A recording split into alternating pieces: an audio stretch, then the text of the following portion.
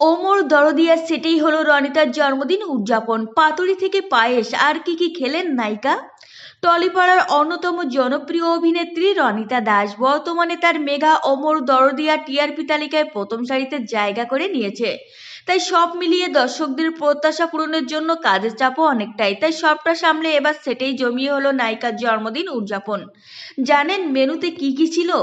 অ্যাডিশনে share করা একটি ভিডিওয়ে দেখা গিয়েছে সেটে সকলেই মিলে নায়িকার এই বিশেষ দিনটিকে আরও বিশেষ করে তুলেছিলেন।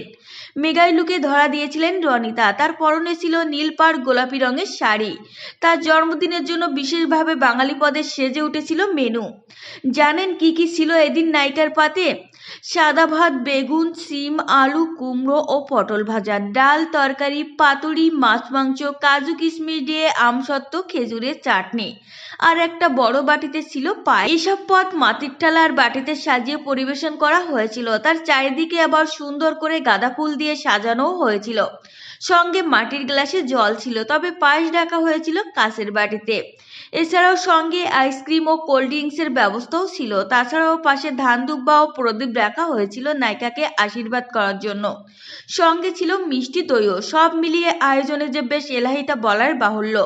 তো ফ্রেন্ডস, এই ছিল আজকের ভিডিও। আপনাদের যদি এই তথ্যগুলো ভালো লেগে থাকে অবশ্যই ভিডিওটিকে একটি লাইক করবেন আর চ্যানেলটিকে সাবস্ক্রাইব করে সঙ্গে থাকবেন।